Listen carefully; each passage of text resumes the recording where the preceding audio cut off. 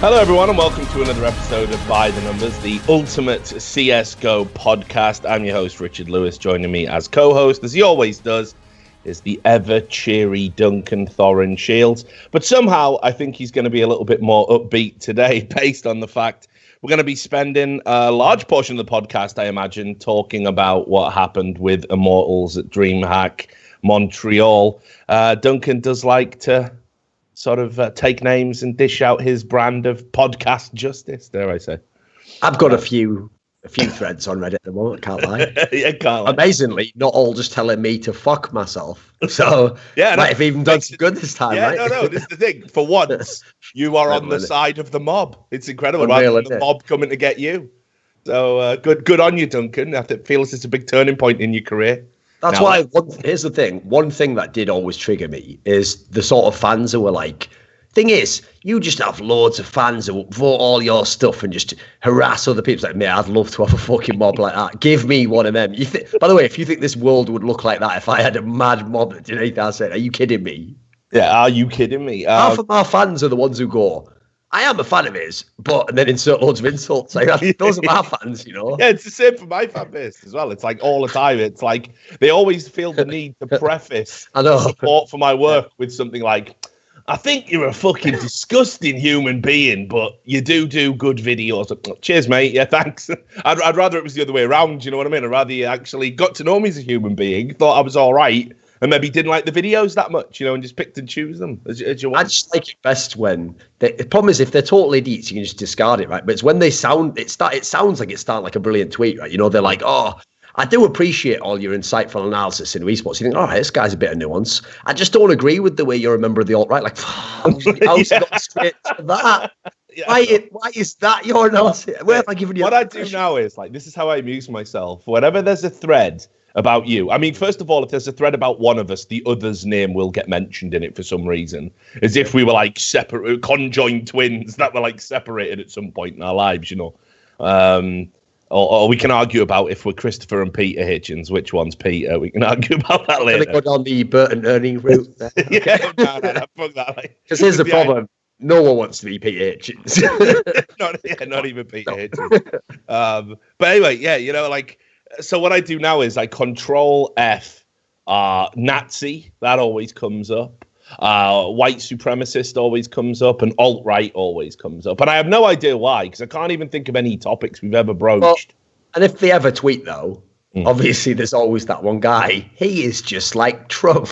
Yeah, that one as well. He is the Trump. Like, everyone's just the Trump. Here's the thing. Trump is such a fucking, like, tesseract of all possible information and opinions that he's just the one reference point that works with every human being in every scenario. It's like apparently if your mum comes in, she's like, you're like, oh, mum, why do you get the white bread? She's like, I told you can only have the grain bread now. You got to be healthy. Oh, you are the Donald Trump and buying bread. I can't handle this. Where you've got no reference points, have you guys? Come on. Yeah, it's tough, but look, let's get into the fucking drama, mate. Rather than moaning about the horrible lives of what's that? We're both feet. Come on, no one's heard your opinion, Rich. I want to know your. No, well, yeah, this is the thing. I saw you put a video out. I don't blame you. That was free traffic. Good man. Listen, I've always said this, Rich. I can't. No one can walk by and just see $100 bill on the ground and go, nah, wouldn't be right to pick that up. Yeah, no, I dig it, brother. I don't even hate you for it. It's fine. But look, so on a serious note, right? The reason we are going to spend a lot of time talking about this isn't just because we want to cash in on drama or milk clicks or whatever the fuck you want to call it, right? Definitely not. We would never do that. But the reality is, I've been in esports a long time. You've been in esports longer than me. I can't think of a time when, anything comparable to this, where a team has missed a final due to their own ineptitude. Now, the closest I can think of in recent times was the incident with Glaive at that Danish event. That was a few years back as well, yeah. Which it was a tiny event, so yeah, I don't think he even knew that story would get out, you know. Yeah, totally. And for those that don't know it, it actually was the making of Glaive in a lot of ways, which is something we'll definitely talk about in a moment as well. But basically what happened there was that there was one manager slot for this team that Glaive was in. I think it was Copenhagen Wolves. Some variant. I know Pimp was in it, but I don't think all the others were. Yeah, I think it was the Copenhagen Wolves roster. And basically, he wanted his girlfriend to be in that on stage in that managerial slot. So she was on stage while he was playing, but apparently someone else's girlfriend had already dibbed it. And then there was the final was basically delayed while people argued about whose girlfriend could and couldn't be on stage. And I remember saying, this is one of the most fucking embarrassing things I think I've ever seen in esports history. And basically it was the end of Glaive sort of in Copenhagen Wolves. And if you remember, he had that period where he was in the wilderness for a long time, where people didn't want to necessarily take him on board with that baggage. And then, of course, he had fucking a collapsed lung. He got really ill, and it really put a blockade on his career for a long period of time. And I think maybe this is why, because it was a small event and then he got sick afterwards, people don't remember the story. But he was rightly castigated for that because it was a ridiculous thing to do. And that was just delaying a final, not turning up. Now, so just to set the scene, I can't believe anybody watching this podcast wouldn't know about it, but let's just set the scene. Basically, in DreamHack Montreal, the Brazilian team Immortals had made it to the final, and suddenly there was an announcement put out by Nixon, who works for DreamHack. You probably remember him from HLTV.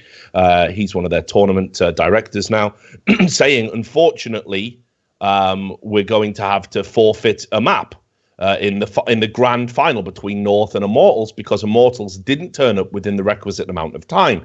Now, the requisite amount of time is 90 minutes before the game is due to start. You can't just turn up 20 minutes on. Yeah, very reasonable amount of time, by the way, if you know all the shit you have to get sorted. Yeah, absolutely. And tournaments are trying to, what's the one thing tournaments get criticized for? Timekeeping. People want to be able to tune in and watch the games when they know the games are on. They don't want to have accelerated schedules unless it's absolutely necessary.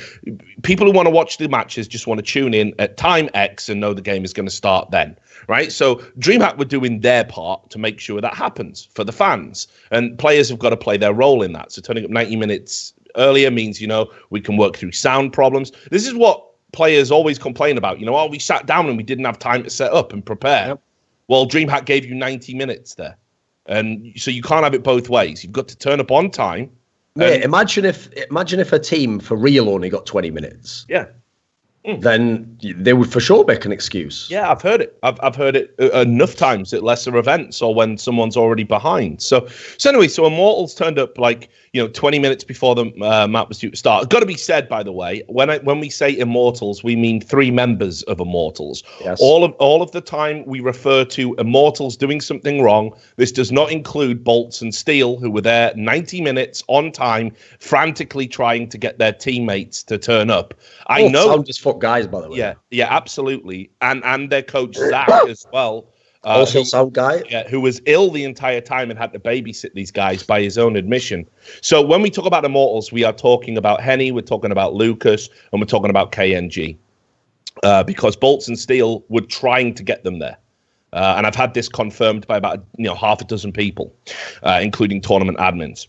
So anyway, they go into the game. There's a lot of arguing. It's one map. North win. It's a really deflated, awful victory for North because they win their first sort of tournament together without having played a full series. And then Immortals take to social media. And that's where things really start to go wrong. So first of all, let's just break this initial part down. Not turning up to the game. Now, people might say, their story about sleeping through an alarm is plausible, or the story about having jet lag is plausible. Absolute bullshit. Absolute grade A fucking bullshit. Because what people don't know is they were late for the CLG series. Yes, I didn't know this myself because I wasn't there, Earlier in the day. Now, I heard from CLG players, obviously, and Ryu. And these are people I trust. These are not habitual liars. Ryu's... I can't believe people would even doubt Ryu. He's been deemed one of the most trustworthy people and transparent people in the scene. I don't think he's ever been involved in any drama. Everything I've ever seen him say was something he either genuinely thought, or in a case like this, he had the information. And obviously, by the way, he is a CLG coach. He was there. Yeah, exactly. He was actually at the event. Now, the only thing I can think of where maybe Ryu did anything even vaguely controversial and maybe spoke a bit too soon was the Breezy incident, where I think he intimated that Breezy was cheating. He did it on a stream. He analysed the clips, and then he retroactively said, yeah, probably jumped the gun a bit there, a bit silly of me, and then gave the player a job. I mean, I don't know what more you can do, really. It's sort of atone, you know? So the idea that Ryu is some sort of fucking asshole who just speaks his mind like me and Duncan do on a regular basis is nonsense. Ryu is a very measured person. And I mean, on that particular case, I feel like he might have saw through the matrix for him at this moment, but then when he came back into it, he was like, well, I'm Joe, my team. Someone's going to buy this motherfucker. I'll be the one selling him. Exactly, mate. Exactly. I'm down with it, right? So anyway, I heard it from CLG, and this is the thing. The admins at that point didn't take any punitive measures, did not punish Immortals, despite the fact that they were late for that series. So what people don't realize is Immortals had already had basically a warning, like, get your shit together. Now, the other thing is, I mean, again, I'll bring you in here because I'm doing all the legwork here, Duncan, is, you know, like, they then go back to their hotel rooms to have a nap. And for some reason, all three people systematically sleep through and a lot. Like, what is going on here? Like, you're talking about Bert and Ernie. There's three of them just lying in a bed, all, you know, one alarm. Oh, the world's quiet. This, I'm like, fuck off. It just, none of it makes fucking sense, does it? And we'll come to their stories afterwards before we get to the KNG fucking meltdown, right? Because they couldn't even get the fucking stories right, could they? They couldn't even get their motherfucking I love stories. that part. Like, it was like, oh, yeah, it was jet lag. And then the next bit was, no, we were there on time. And it's all a conspiracy. Right, guys, listen, okay? Rule number one of getting away with bullshit is fucking get together in a room, right, and just say, right, this is the lie we are going to. They just got in a room and said, we are going to lie. They just got in a room and said, hey, should we lie about this? Yep, definitely. And then they went away and told separate lies. It doesn't work. And then they go, but one of them goes like, yeah, well, but what should we say? And he goes, well, I don't know, 'cause it's not true, is it? So there you go. Just make it up on the spot. Don't worry about it. So one of them goes out there. What are you on about? We were all there. The other one, well, the reason we were late. And then the last one's like, never even happened, did it? None of it with them. I don't even play. Yeah, I'm not even in the bottles. So here's the thing. Worst lie ever. Here's what I will say, because I've had lots of people who were at the event message me. People have been trying to hunt down photos, all sorts of nonsense going on behind the scenes. Assassination, is it? Oh, yeah, but it's like TMZ levels of bullshit. I'm like, I'm out of that. I don't give a fuck.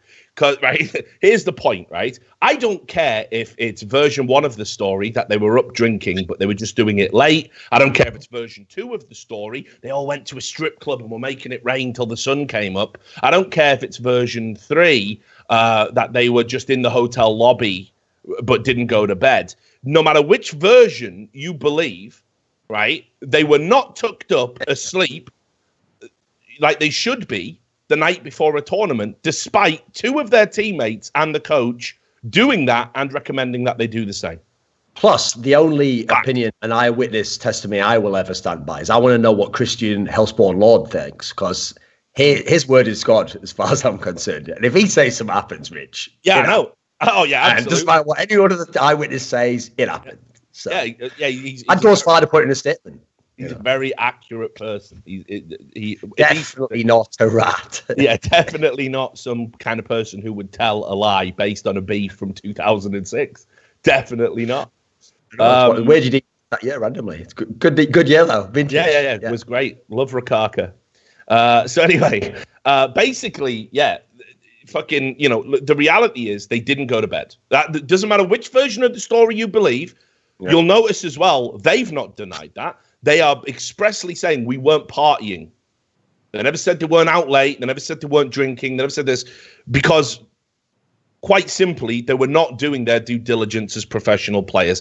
I've heard this from, like I say, I've had about 8 or 9 people message me about this who were at the event, and people are like, go on, Rich, you can wreck them. I'm like, look, I don't traffic in that sort of bullshit, but there is no way that amount of people, independently of one another, basically said, hey, Immortals were out late the night before. Unless we forget, Duncan, didn't this happen at the major? That absolutely was a story that many people behind the scenes heard and said that at least one of their players was out drinking the night before the major final. Yep. By the way, I have a question for you. Yeah, sure. So, like, here's the thing I still don't get, and this is also why it's very suspicious, right? Normally, when someone's like, I want to set the record straight, the reason why famously in esports people do twit-longers is because you want to lay all the details out. You want to show people out, here are all the details, therefore, you know, what I'm saying seems reasonable, right? Because I've made many points of reference. Here's the part I still don't get, is the logistics of how they weren't there. So, right, presumably they're in a hotel. Right, being instantly, again, like you said, unless they're all three in the same room, we've already got logistics of surely you can get to one or the other. Then everyone's got phones, right? No one's answering phones. Then every hotel I've been in North America, you can call a room. You can say to them, listen, I need to get to the person in this room. Please call it. They'll call that motherfucking phone. If you've ever heard those phones, by the way, you don't sleep through those. Yeah. Those are fucking, because it's a different ringtone. You never... So, well, unless, by the way, maybe if you're really drunk, you might sleep through it. I'll give you that credence, you know. So the idea that logistically, presumably the other players and their own manager cannot physically locate these people and move them to a stage, that tells me there's something really dodgy going on. So like I alluded to there, actually what's funny is if they'd have just said, yeah, we did go a bit too hard and it was inappropriate, that's not a justification, but it's actually a decent excuse as to why the fuck you didn't come to the tournament. Yeah. Yeah, I mean, this is what I mean. Everything that's happened subsequently in the attempted cover-up has made things like just beyond worse, like unbelievably worse, you know? So yeah, look, you know, let's just keep on this major thing. This is another reason why I am absolutely inclined to believe everybody that has talked to me. And keep in mind, we are talking journalists, managers, coaches, DreamHack staff, you know, who have talked to me privately behind the scenes and said, yeah, this is what was going down, you know, but all of them on site at the event. So there are slight variations in the details, but the core thing remains absolutely true. They were not tucked up in bed like good little boys before the final. And we all know what happened at the major. Now, one of the things that you'll find from pro players is pro players will give you the courtesy if you're a fellow pro. So FNS made a joke. He immediately retracted it. Ryu made the statement that initially said, yeah, but I'm not 100% sure. Not 100% sure means is I'm pretty fucking sure. But okay, for the benefit of social media to not whip up a mob, I'll walk it back a little bit, right? Now, at the major, you'll remember Device even tweeted out, say something along the lines of, why would you choose vodka over a trophy or something like that? Okay. And all you're going to be doing is thinking about what could have been. You know, if you hadn't chosen the vodka. Yeah. And I think he deleted the tweets afterwards because, again, you know, what you've got to remember is that there's a fraternity here. Managers talk to managers. And I know this because people try and do this to me all the motherfucking time. If I ever express my opinion on Twitter, they don't tell me to stop. They go over my head. They go to E-League and they go, your boy's fucking acting up again. And E-League go, it's his Twitter, like he's entitled to his opinion. Yeah, but I wouldn't allow that. I wouldn't allow any of my guys to say anything bad about E-League, you know. And this is what they do. And it's the same with managers to managers and coaches to coaches. If a player says something bad about another player on another team, the managers and the coaches go to each other like, come on, give us a fucking break, will you? And then the manager goes, oh, will you delete that, please? And the players delete the tweets. It's not because they're inaccurate. It's not because the players didn't know what they were talking about. It's because we're all supposed to play nice in the sandpit. That's all it is. By the way, just if you're listening, KNG, you can delete tweets. Like, listen, if you want, you can even, if you want to limit you can say the tweet and then delete it right after. And some people will screenshot and post it, but not everyone. Someone won't even know it exists. Think of that. Yeah. Or you can even DM people privately and say, if you tell them privately you'll kill them, most of them will be too scared to even publicly out you. Yeah, you probably won't even go to the police. You'll be so scared. Good tips, right? Good tip. So look, also it's always great to see you giving out Twitter advice, don't you? I've never deleted any tweets, by the way. No. I have deleted a tweet once, and it's because it was in the modern day, and it's because in the modern day, Twitter actually can basically lock your account, and if you don't delete the tweet, it doesn't let you unlock it. So I once deleted a tweet for that reason, and it wasn't anything massive, by the way. It was just something I basically just told someone to kill himself, but they were an absolute arsehole, though, and I meant it in an ironic tone. I meant it in an ironic tone. It was clear irony all the way. Fucking hell. Listen, I used to be a Twitter savage as well. I can't say shit. I got soft in my old age, you know. So anyway, look, back to the point. So basically, I know you heard the same thing about the major because you tweeted it out. So I mean, I had a similar tweet to Device. My point of view wasn't, by the way, like I've made this point in my video. I don't actually give a fuck if people drink or do whatever the fuck they want. Just turn up to the match and play. If you play shit, yeah, we can criticize you for being shit. I actually hate it from the other angle. It's like, mate, you didn't even ever make a major. Now you're in the final and you're going to possibly in any way endanger that. So my thought's the same. Like I made the point in my video, okay, that when I gave the example of Shocks, because everyone knows that one, right? That he was always fucking partying. But I always said this, first of all, it's not like he was shitting every game in the morning. He was still a very good player. And then secondly, the real consequence of someone like Shocks fucking around like that is a reasonable counterbalance, which is I can now say in a video, you know what, as great as Shocks is, maybe he could have accomplished more. Maybe he could have, you know what? Hastro even told a story in an interview I did with him of a semi-final that LDLC, not Envious, obviously. Envious played once. I think it was the one they lost to Nip at like Katowice or something. Semi-final they played that they lost partly because Shocks made him go out to the nightclub the night before. And he tells the story like it's a funny one, but you have to think back on that and go, you could have won that major maybe. That's a real thing you have to think about. It's a reasonable thing to say. Yeah, absolutely. And look, here's what I will say. There is a bit of a hypocrisy in kind of like, we all love Maradona, right? Maradona wasted on cocaine, best footballer of all time.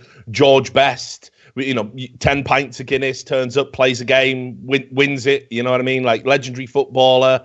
Even got through 2 livers. What a fucking monster. You know what I mean? Like Georgie 2 lives. Can I have another one of those? What, a liver? Yeah. Which gave you one? That's what's... Yeah. You haven't been drinking again, have you? Just now and then. A little bit. Yeah, George. Not a whole liver's worth, though. Well, like a drink, don't I? You know me. I don't know it. George 2 livers. It's unreal, right? So anyway, like we all love those guys. We all fucking love those guys. But here's the thing. Not only do they literally turn up to the games that they have to play, despite being arseholed or ripped to the tits on cocaine, they're also phenomenal players, the best players in the world, and they do it all. They win tournaments and they win games for people while they're wrecked out of their mind. That's why they are god tier. If you've got a bit of a sore head and you can't even make it to the fucking final, you're not Maradona or Georgie 2 livers, are you? You're just a prat. You know what I mean? So it's ridiculous. So that's got to be said. And it's punctuated at being all the worse because now, look, Taco is a fucking moaning bastard at the best of times, right? Like, he's another one. Like, oh, fucking have to wear a hat. We're doing you a favour, Taco. Come on. If you're not going to shave your head, get that hat on.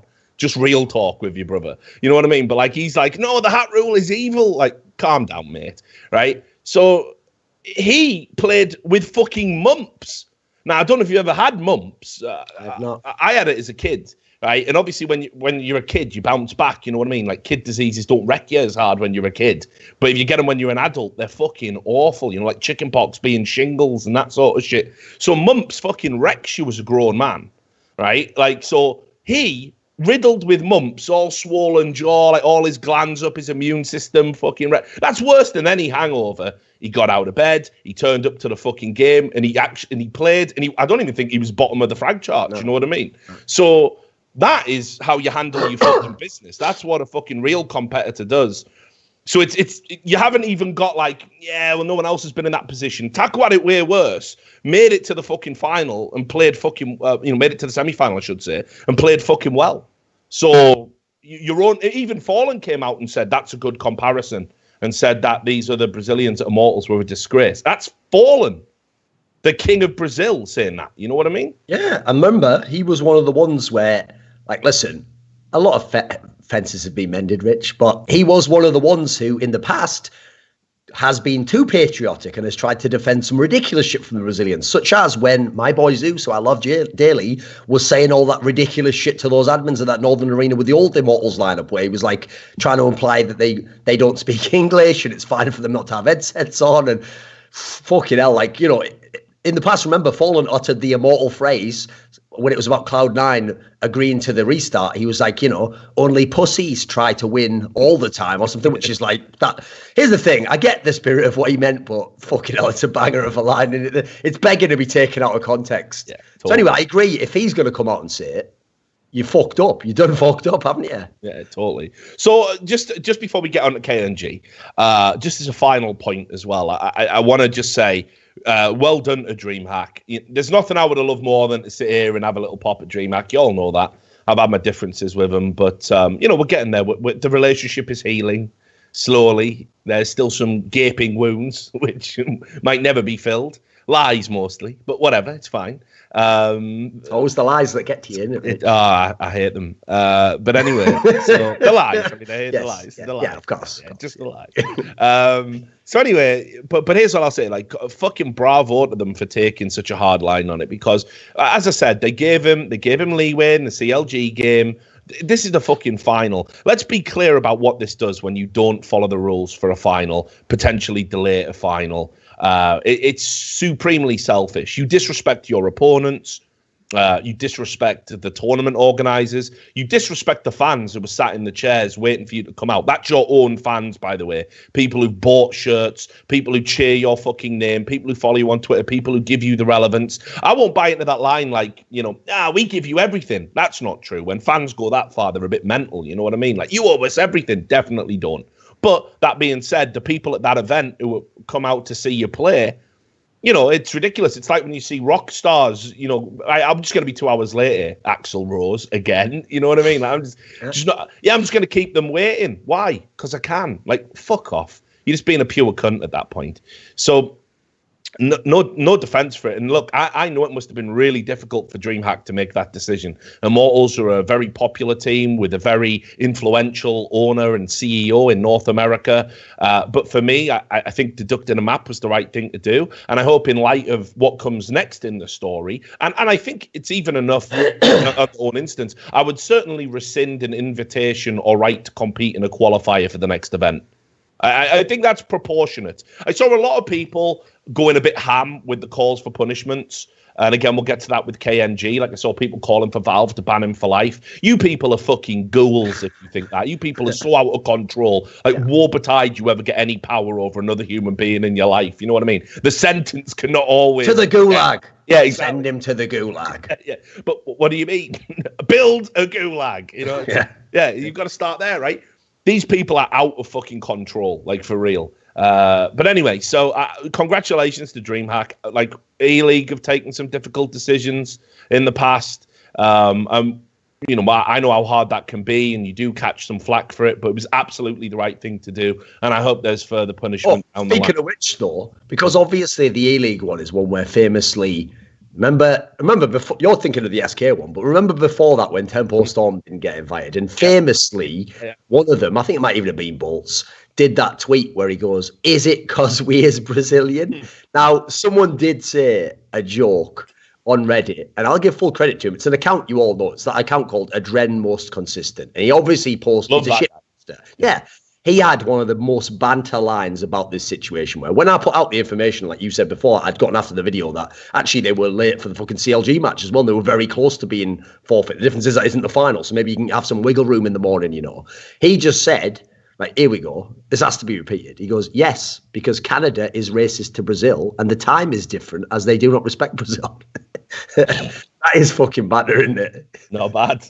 He's a good guy. Whoever's behind that account, I'd love him to get in touch with us. Like, I want to know that guy for real. He seems all right. He's a legendary shit poster. But anyway, so the final's over.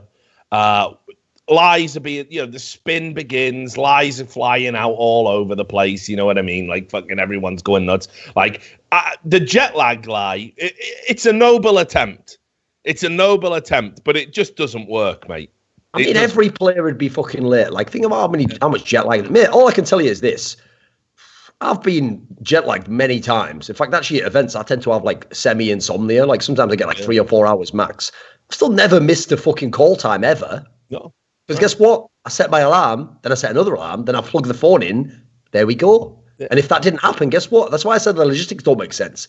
Let's say I didn't get up when my alarm goes off. at some point, someone in the process is going to start following me and my room. So again, that's the reason. Yeah, that's the other part. Okay, I will say this. The reason why I'm not surprised the coach guy was kind of willing to he wasn't towing the party line on this one is because normally there's teams that are people that are irresponsible people and the coach just gets them, doesn't he? So I get the feeling like, so that's why I have to say, I'd go even further with speculation and say, since we'd heard some rumours that there's splits in the team, it sounds like me that they don't respect the fucking coach or something. Like, I'm sure he could have got him out of the bed in a normal circumstance. Yeah, and I remember something similar from CGS, actually, interestingly enough. This is just another one of those old source anecdotes that you might not have heard. But there was a divide between... there was this team, and I won't name names again, but there was basically a divide between some Dutch players and some Swedish players on one of the old CGS franchises, and they didn't get along with each other. Wasn't there only one that had Dutch and Swedish players? You can figure the team. Right, thanks. Okay, I just wondered why you were doing like. His name was wait a second, Mikey S. Why are you doing that? No. You'll be able to figure out the franchise. You won't be able to figure out the players. Okay. And basically, there was this rule, right, where because they would double up, they would all bunk together, and there was this rule: if you were late for a fucking call time or whatever, you would get wrecked. You would be deducted a percentage of your CGS pay. So the rift in the team was so bad because one group liked to party and the other group were like, come on, man, can we just not? Right? That basically they would get up and if they saw that the other players had slept through the alarm, they wouldn't wake them up. They'd just go straight to the manager. Yeah, they're lying in again. Get them wrecked. Get them deduct their money, So depending on which side of the argument you're on there, you can either think, well, yeah, they shouldn't be out partying, so fuck them, or you think, well, your teammates, you lift them up by the bootstraps and you get them in, So it depends. That's already gone on. I've already seen that happen before, and definitely I agree with you. Well, what I think happened, again, based on what I've been told, is that Bolt, Steele, and Zach all tried to get them up, and they were like, no, fuck off. We'll turn up 20 minutes before, and they won't do anything, just like they didn't for the CLG game. That's pretty much what was reported. No joke. I don't know. Like, again, we haven't discussed this topic, by the way, before now. But literally, bearing in mind what I just said about, like, sort of the mad level of logistics that it'd have to happen for you to not end up being there, with how much precautions people are going to take, the amount of people who will contact you, the ways they can contact you. That really sounds like someone called you or came to your room and you literally told them, fuck off, I don't care, for whatever reason, and then came later. And by the way, this is why I get so suspicious about, right? That famous thing where it's like, well, maybe it's not a famous thing, like a notice is a trend, but if the more true it is, the more people have to like go the opposite way and say, none of it's true. It's all a total lie. Because here's the thing. It's obvious that at the very least, they were just like staying up way too late and not getting enough sleep. That's the very minimum could have happened. Yeah. But I have to say, this sounds to me more like someone was absolutely wrecked. Yeah. They haven't just had one beer and gone to sleep and then gone, tell you what, fuck my career. See ya. It's not happened, does it? It's not reasonable. I know, it's so wild. So anyway, the jet lag excuse, let's just skewer that right now. That's bullshit, right? Because, like you say, first of all, everyone's fucking jet lagged. Second, at events, and this has never happened before. Second of all, where they flew from, they were like, they were claiming they came straight from Malmo. It's not like massive, not like you flew from Australia. No. When did Renegades ever miss a game? When they were living in Australia and flew out? Before they were living in the US, you know what I mean? And they weren't even going to win half those games. Right, exactly. Still turned up for the beating. Yeah. Fair play.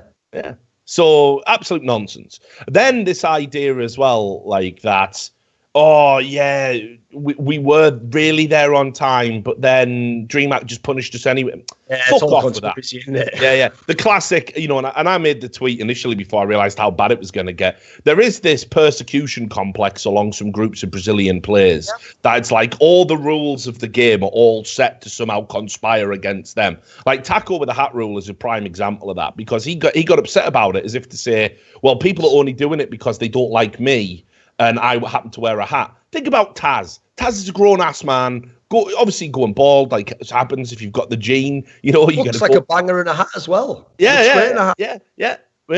Has to take the hat off. Has to take it off. Has a hat with his fucking motherfucking name on it, like George Foreman with his grill, and he's got to take it off. You know what I mean? Not one word from him. Is this because I am Polish? Yeah, didn't say it, did he? Didn't happen. So, you know what I mean? It's like, I understand there is a persecution complex sometimes among certain players that they think they're being put upon. Maybe that's based on past experience. I don't know. But I do not believe that there is a conspiracy against Brazilian pros. And yet, it's not just Brazilians, to be fair. There have been others as well who are like, but I mean, the bulk of them. Let's be real. If we counted up every time someone implied that, and especially if they implied, remember, they don't just say it's against me. They say everyone's just secretly either racist or just against specifically Brazilians. Yeah. And if you had to add up every country that had done that, right? I've been in esports 16 years, right? So let's say like America, listen, there's a few for America. When it's been in Europe, in early months. Let's say there's like 4 or 5 for America. And there's like, I don't even know what other country would call it. Denmark, I don't fucking know. A couple of France. Yeah, they've got a few of them, right? These are all like 5, 6, 7. Brazil's like 50, mate. Come on. And they've only been in the scene 2 years. Yeah. It's pretty wild. It is pretty wild. So it's like, I'd like them to stop doing that because it's like it creates a feedback loop where their most devout and religious fans believe it. They attack the teams, their opponents. They attack the tournament organizers. And it just creates this like unnecessarily hostile environment where it's like everything you do has to become like measured for a fictitious reason, like rules are rules and everyone's got to obey them. And I think we can all agree, the irony of like Taco complaining about the hat rule when the reason the hat rule got introduced was that high profile incident with Henny. Talk to your boys. Like if people followed the rules sensibly and apply, and put the headsets on when they had to, probably that rule doesn't get brought in. No joke, there would never have been a hat. We never needed it before. Everyone put the motherfucking headset on. Problem solved. Like, dude, what they don't realise is that's the ultimate paradox there. Because on the one hand, there is a conspiracy that people hate Brazilians and so they enforce rules to fuck Brazilians. Yet provably, in that final, where Immortals didn't have the headsets on, they got the rules not enforced against them, and they were actively breaking a rule. Flip the nationalities and tell me that they react exactly the same there on both accounts. That they let a restart happen and that they're like, oh, it's fine that we're not having the rules enforced on our behalf. Fuck off. Yeah, but we know that happened. We know that happened in the Cloud9 incidents. Mad, didn't it? Yeah, so, this is what I mean. I think we got to just dial down the rhetoric a little bit when it comes to these rules. Like, they're not being introduced to penalise one group of players or individual players or anything like that. We're trying to get integrity and fairness and professionalism into the scene. And if we all follow these rules, we create a better environment, But anyway, right, so this is the good bit. Let's get to fucking KNG. Like, holy fucking shit. Now, I'm going to preface this. Loads of people are going, but Richard, how can you condemn somebody for threatening to kill someone when you yourself have allegedly choked someone at an event? Right, well, okay, let me tell you this. The person who I had the altercation with had tweeted at me that he was going to come and find me, winky face, and have a long talk with me, double winky face, intimating he was going to be violent towards me. When he approached me and got in my personal space, I took control of the situation in a move that the police didn't deem to be an assault. Nobody deemed to be assault. People who were there, like yourself, saw that it was just a brief altercation. The only people who ever fucking made it out to be this insanity attempted murder thing were DreamHack staff. And if you follow the chain of fucking relationships, I understand why they did it, because you've got a player who is owned by Twitch, a Swede, a very popular Swede, playing in a Swedish tournament on Swedish soil, playing in the Dream League, which is a big deal in Dota. Obviously, there was a lot of fucking relationships there, right? Now, I'm not saying what I did was right, but I definitely didn't know if this guy was going to hit me or not, and I wasn't going to wait and fucking find out. Now, if I'd assaulted somebody and tried to literally choke them to death, I would have been arrested. Richard, here's another one for you. Say the exact same thing happened to you in terms of what you did in real life, but Loader pulled up a tweet that said, like you saying to him, like, "Oh, I will kill you." Mate, you would then have gone to jail. Oh yeah, probably. Yeah, no doubt. Like they don't wait for the actual guy who tweets Trump like, "I will kill you," to go and pull out a gun near him. Like, no. At that point, that's enough, mate. That is as long as it's serious and you do it in a manner where there's nothing implied, it's joking. Especially, here's the key part, right? And people might know in the past I've said that, for example, lots of random people who just say to me, I'll kill you. Obviously, I don't go, right, death threat number 1, number 2. No, they're all nothing. But I tell you what, if I'd met that person before, and then that guy was going to see me in 3 hours and he said that, and he said it in a way that was clearly not joke, yeah, I might take that seriously. Yeah, exactly. And look, again, I'm not saying what I did was right, and I'm going to extend a certain amount of empathy here to KNG. You know, look, I didn't have a great upbringing. I'm from a working class background. I grew up in parts of the world that you know, where if someone gets that close, you don't know what they're going to do. You don't know if you're going to. You act on instinct towards a certain degree. Now, obviously, I shouldn't be bringing my motherfucking thug life to esports because it ain't. You know what I mean? Right. It that I don't swim in the. This is not that circle. You know what I mean? Yeah. But obviously, when you're operating on instinct and you feel like someone's going to hit you and you're a little bit threatened, you might react a little bit differently. Now, that being said, my understanding about KNG is, you know, there is something similar there that, you know, this guy has come a little bit from sort of a background off the fucking, you know, beaten path a little bit, and certainly has had a few incidents in his past. You know, people have told me to be a little sympathetic on that basis. Yeah. And he's a known hothead and has a fiery temperament because that's the background, you know, that he's used to. So put it this way, Richard, okay? Yeah. I'll just say this, right? In my own life, you'll notice when I talk shit with people, I never take it to like the level where it's like, right, well, if you see me, then come to...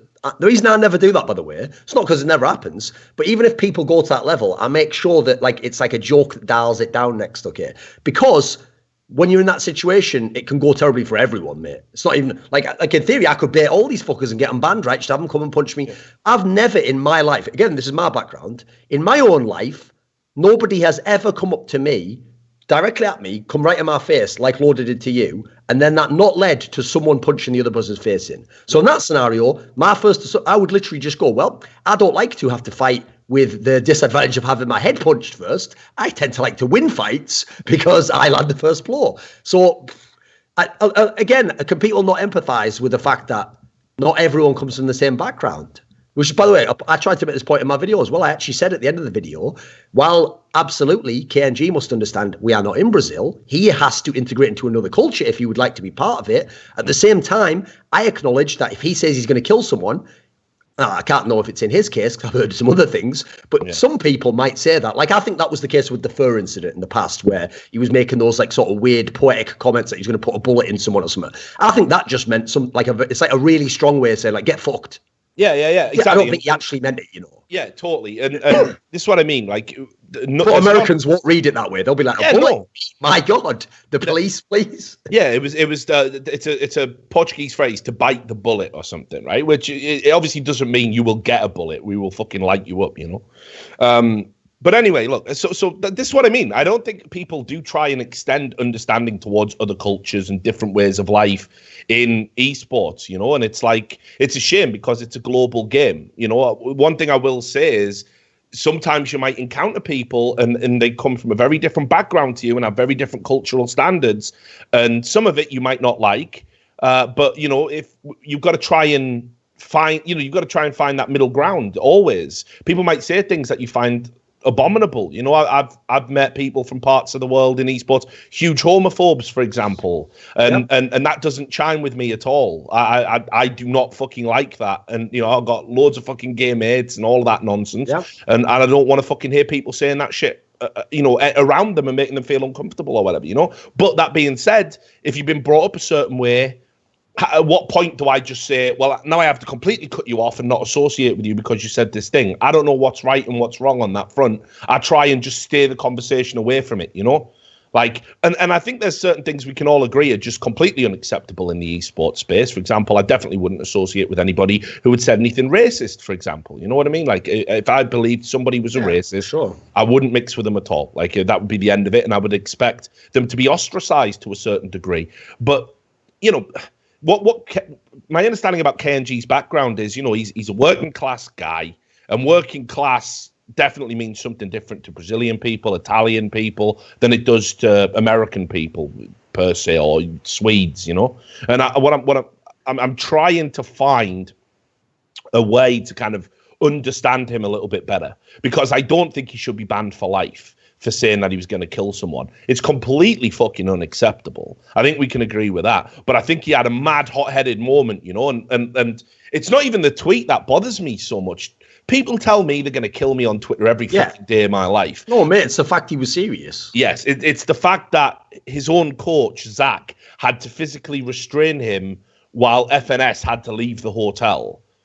That is... Yeah, exactly. Yeah. Here's the point, right? I would even, if I like in UKNG, I'd even tell him this, mate. Right, listen, it's going to be really terrible if you say publicly to kill people. But beyond that, you do realise that even when you say that, that's the extent to which you can ever do anything, right? If you ever go beyond that, like, I'll personally make sure you never work in this whole fucking space again. I'll do whatever it takes, because that will never be acceptable. As we've made the point, you did a good caveat early on. It's very different when someone has issued the threat of violence to you and then seem to be making good on it. At that point, that is survival instinct. His was not a survival instinct. His was like, I'm upset what you said. And by the way, for he 1 was second, the aggressor. He was the loader in this. Before we go too harm in this one, right? One thing I just want to acknowledge, because this is the worst part about how all these Immortals players have tried to fucking deflect everything. Not only did it not become about them missing the final, totally unacceptable under any grounds except like maybe death or something along those lines. Not only did it become not about that, now it's not even about what his response was to. Mate, someone said a joke. Yeah. Did you see what FNS said? Yeah, and the thing is as well, like, again, you're not safe to be living in the world if you're going to go mental to that. You know, that's not even rallying anyone. Mate, I've said shit way worse than that. Yeah, and listen, the last half an hour. This is the key thing, isn't it? The joke is actually self-deprecating. The joke is actually he's saying, like, you know, obviously, look, the assumption was they were hungover. They can come out and say that they weren't or whatever. Here's the reality: you've made a rod for your back. Like, you're never going to win in the court of public opinion now, because you already had the story circulating from the major. You've had over half a dozen people claim they saw you out drinking on the night before, and there is undoubtedly no way you were tucked up in bed, bright, you know. So you're fucked, aren't you? I mean, you've got to have, if you've got a reason for it, that reason really can only be drinking or chronic insomnia, maybe, you know. But I don't know. But anyway, so FNS was basically saying, we are so shit, we lost to these wreckheads. That was it, basically. Like, and then so the insult is really aimed at him. In a way, it's saying like the Maradona, the George Best, you know, hey, you fucking beat us. You played a blinder. It was 10 a.m. and you were fucking stinking drunk because you were up till 5 a.m. the night before, you know. So all the people who got upset with FNS over that are ill. You know, I saw people literally condemn FNS while defending KNG. I was like, wow, you are out of your motherfucking mind. You know, I think there was a guy on Twitter was like messaging me going, like, you know, we were getting, obviously, fans messaging Ryu saying, don't come to Brazil. You know, I'm not saying it's all fans, by the way. The majority of Brazilian fans rightly condemned Immortals, rightly condemned KNG. But it's like I say, there's this subsection that gets whipped up into a fucking frenzy every time there's a perceived slight, you know, on the Brazilian players. So, and just to clarify this, because I saw some people like question marking this. This is on the ultimate authority, and you will notice Immortals have not issued denials about this or tried to spin this any other way. Yes, KNG was raging so much after FNS's tweet that he did have to be sort of shepherded by his coach away from FNS while people told FNS to get to a safe distance. There's no way that's a lie. That's the problem there I have, Rich, right? Here's the thing. Let's say, okay, I'll give you a perfect contrast. So I'll pick someone who has been known to do probably ill-advised tweets and talk some shit, and sometimes even talk shit in an aggressive manner, because he's done it to me. So Config, right? Incredibly confident boy, really talented guy. You can understand how your ego might get to you when you're that good at the fucking game, and you can beat people up, and maybe you even think you are a bit tough in real life, right? I'd understand if he was like directly tweeting at the KNG, like, oh, you fucking pussy, you lost the game, come at me then, or what. This is someone who did a playful joke, and you're literally trying to physically attack them. And by the way, that also doesn't help your story that you weren't absolutely fucking wrecked the night before and are hungover like a motherfucker now, making bad decisions. This is why, you know, at least the guy who's outside his trailer straight beating his wife while he's on meth isn't just like, I'm sober as fuck. He's, you know, he's like, all right, yeah, I'm wrecked. I'm sorry. Yeah, exactly. Yeah, you got me. I'm wrecked out my motherfucking mind. You got me. And I'm going to say that in my defense, you know? But so anyway, I heard, just to give you an even specific detail, FNS had to go and fucking hide in a McDonald's. Like there's one place I'll never find me. Yeah, near the venue. Yeah. No, it's a public area, isn't it? Think about it. Mate, that's the problem. What if they never coordinated the stories and like, listen, fucking, oh, come on, Kenji, calm down. Right, listen, we'll go for a little trip out. What do you want? Filet fish? We're going Also, that could have gone wrong, mate. What if he goes up to the counter and some guy's there and he goes, so what do you want then? And he thinks that's FNS. Listen, I never went I left it all in your mind, mate. You do anything you want with that. Leave Gustavo Fring out of this, mate. Yes, exactly. So anyway, yeah. So basically, to make the threat and then delete it, and then actually try and go through with it to the point where, again, people have seen you stomping around the fucking hotel looking for this player because you're going to fuck him up. You delete the tweet. It goes big on social. It's on the front page of Reddit before the mods deleted it for whatever fucking demented reason they came up with. Yeah, not relevant, of course. Probably's got a message from the Immortal CEO or whatever and just decided, yeah, well, the public don't need to know about this. By the way, quick sidebar on that. Only thing I'm going to say about that. In general, in all my interactions with that guy, Noah Winston, he's been a very reasonable person. He's been a very measured person. Dude, yeah. He's got wisdom beyond his years. The only interaction I've had with him over this incident was when I made a joke. Literally, you can go and check. I wasn't even at the event, by the way, so I didn't make any serious comments until I got home 2 days later. I made a joke about Immortals, again, obviously playful, and he just tweeted at me saying something along the lines of, like, at least I don't condemn people without evidence. It's like, yeah, again, mate, sorry, can everyone just stop thinking about this guy trying to murder people trying to be late? Everyone in the world, we all know the real problem here is me making a joke. Let's shut these motherfucking jokes down. That's like someone hears a joke, right, goes and just shoots everyone. They're like, tell you what, we've got to stop fucking jokes. It's getting people killed. Like, come on. Yeah, no, I know. Look, to be fair, Noah was managing the situation remotely. I'm sure he was like under a lot of stress and duress. I'll give him a pass on that one. You know, like I imagine Duncan. I'm just saying, strike one. Yeah. Imagine. Imagine, if you will, right, that one day there is something called Thorin Esports. God help us, please never. I mean, you would never do it. You would never spend your own money on an organisation. Someone else's money. I'd sell someone my name for it if they're interested. Do you not remember when we had this discussion? I said I'd do it for $250 an episode. I never said about getting Sam anything. That was all. So, you know, like if there was Thorin Esports, imagine that you were out of the country and your players were just fucking going wild. Like, do you know what I mean? Like going wild, completely wrecking your brand, everything you'd built. You know, imagine if somebody associated Thorin Esports with outrageous behaviour. You know what I mean? Imagine that, right? It would be fucking nightmare, wouldn't it? So I do sympathise with Noah. Now, anyway, just to wrap up the KNG part of the story, you know, as I said, I saw a lot of people somewhat ghoulishly saying he should be banned for life and saying shit like, fucking Valve should get involved and ban him from all future. Like, guys, be fucking real. If you think tweeting "I'm going to kill you" and having a fucking temper tantrum is worse for the fabric of the game than match fixing or cheating, again, just fuck off. You're not a fan. You don't understand how any of this shit works. But that being said, there's definitely got to be some form of punishment. And DreamHack made it clear to me when I had my incident that, you know, it's a safety issue. If you can't be trusted to behave, you can't, go to those events. Obviously, it's all squashed now. I can attend DreamHacks as I wish. They never banned me officially from any events or anything, which is another lie that gets spread around.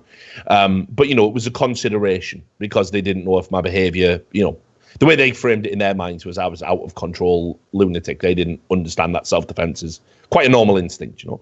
But what I will say is, because KNG was the aggressor in all of this, there probably is an argument to say that he himself as an individual may have to take some form of punishment. Now, I don't want to say what's appropriate for that, but if DreamHack is serious about creating a safe environment, somebody who threatens the safety of another competitor probably does need to get a suspension from their events. You know, I don't know how many, I don't know how long, I wouldn't want to say, but I think that's reasonable. I think if they conduct their investigation and speak to the people I've spoken to, they'll see that this was there was a moment where FNS was actually in danger, you know. I mean, like, he was in danger of getting a slap at the very least. I've also never heard of anything like that, but like, listen, I will absolutely tell you at lower levels, I've heard of people having fights and stuff. Nearly always, by the way, domestic tournaments. So at least the players know each other. On this scale, someone makes a joke, someone is physically trying to find and beat them up. Like, obviously, I don't think he was going to kill him, but beat him up. I've never heard of anything on that scale. And esports, as in, a team that's made a major, big tournament, I've never heard of anything that ridiculous. Nah. So just to wrap up the Immortal section, I knew it would take up half the show. Basically, what I'm already kind of being told through my sources is that it looks like KNG is going to be out. I really think he's fucked himself over here. And he's made such a fucking bed for himself because he is saying, I will never apologize to FNS. And it's like that's still on Twitter. That mad tweet he made after he deleted the I'll kill you, where he said, you owe me respect. FNS don't owe you a motherfucking thing, by the way. Respect us. Son. He don't owe you a motherfucking thing, like, at all. Like, you want to earn respect, don't act like a fucking baby. You know what I mean? That's it. And, like, seriously, FNS, by the way, if you want to earn respect, FNS is he's like a tiny, small little dude. Do you know what I mean? Like, non-violent, like, non-aggressive, just a nice guy. Like, and you're going after him, trying to intimidate him, Like, you're not even going after someone bigger than you. That's a standard thing you learn as a kid. Punch up. Fuck that.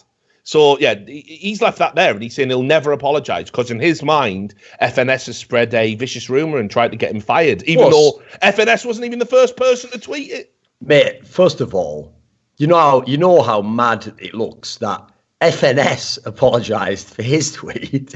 Then KNG, did you see that? FNS himself apologised. Oh, people are telling me FNS got swallowed. Have I missed this? Did he get fucking jacked? Mate, he did, but that's like if fucking Gandhi took steroids. It's not look like The Rock, is he? He's looking fucking frail as shit, isn't he? Let me have a look. I want to find a recent pic of him, see how big. It's just like if a storm happened in a tree and a little branch just swole up a little bit. Yeah, I mean, because he was a tiny little guy, right? He was ridiculous. Before that, it was like, what calories are you on? 800 a day? Yeah. I'm bulking. Mate, he drank a Lucozade and OD'd. By the way, love him. Love this guy. He's a really cool guy. He's a really cool dude and a nice guy. And like I say, a pacifist, like you've never heard him say anything aggressive or, whatever. So, to not even walk it back, like, how can you be so fucking out of order and not think an apology is in order? You know what I mean? Like, hang on, right? Let's be clear. I didn't turn up. Slide and shoot an apology I didn't believe in. Yeah. Yeah, right. All the fucking time, every day of your life, probably. Right? But think about it, yeah? You haven't turned up on time for 2 fucking series at a tournament. It's 2, it's not 1. Right? There's already rumors fucking circulating that you've potentially fucked up the major by going out and getting arseholed the night before. You've then had a fucking tantrum on social media attacking the tournament organisers, saying you didn't act this quick when you left us on the streets for 4 whole hours. Ooh, how did you cope, mate? Right? Then you threatened to kill another player, delete that tweet, go looking for said player to attack said player, have to be restrained by your own staff member, witnessed by multiple people. You then decide that you're going to tweet some more saying, yes, okay, maybe I shouldn't have said kill you, but I will never apologize. Corral hole, fuck you, FNS, hope you die. Right? Like, and then you're not even competing at E-League because you can't get a visa for whatever. Oh, Rich, this is my favorite part of the whole story. Right? You always hear some mad story, like the one I said before, some redneck guy's beating his wife, he's got problems with all this stuff. And then you always find out at the end when the officers looked into his record, he was on parole. And you're like, I can't handle it. Because that's the same scenario. He's trying to apply to get a visa to come and live and compete in America. Yeah. I feel like this could come back to bite you, mate. So to do all of that and then be like, as well, he put up some self-pitying tweets. I think once the fucking booze had wore off, he fucking put up some self-pitying tweets saying, yeah, sometimes I do lose it a little bit because people don't know, the struggles I've had and how hard I've had to work. Well, congratulations, you've killed your career. I mean, it literally, I will be shocked if Immortals do not drop him. That isn't even evens on that. Like, you know, and here's the thing. People are saying, oh, but they're a package. Okay, let's put that to the test. You know, if you remove KNG, if you're Noah Winston, you choose to remove KNG from your team, am I really supposed to believe that Lucas and Henny are going to walk out, surrender their salary, surrender a major spot, chance of that prize money, and go to another organisation? Probably it's a Brazilian one that can't afford to fucking get them half of the events, right? And definitely can't match the salary they're on at Immortals. I don't think they will. I think you can do all this. We are brothers, yay, and all of that. When the fucking money is on the fucking table, like, oh, what? But we're going to lose like our 10 grand a fucking month salaries, are we? Yeah, see you, KNG, get fucked. Get fucked. That's exactly what's going to happen. So I will be amazed if KNG has got a career in Immortals. And here's the thing. How the fuck do you then get another team now? Like, you know, what's your audition? Like, for another team, like, yeah, I'm a decent player, like, but I can't get a visa to get into America. I've had one of the biggest fucking meltdowns ever of any player at any event ever. I am violent and unreasonable, and my social media can't be trusted. Pick me up, fam. No, fuck no, you're a toxic asset at this point. People don't realise, right? Okay, so when we've had our incidents in the past, by the way, first of all, incredibly tame compared to this. Secondly, usually, you know. Actually, I'd say, if anything, I could define one of our biggest problems, mate, is matching other people's level of aggression with similar aggression. Therefore, it spirals out of control. And that's a problem I have myself. Not totally. Just going, look past it. In this case, didn't even do that. Just unnecessarily aggressive on all levels. And so what happens is, a lot of people won't get this, right? When fans have the backlash against us and they're like, ban them, never allow them in esports again, I'll never respect anyone who hires them, right? People in the industry know what's happened, and they go, listen, that's obviously stupid. Let's wait. Let's all calm down. Obviously, we're going to work with these people. Obviously, I know them as people, right? No one knows this motherfucker. People in Immortals do. I don't. I've never heard of anyone who was friends with him or knew him who wasn't Brazilian, etc. He's not famous. He's only been in this team a couple of months, remember. He wasn't even one of the original members.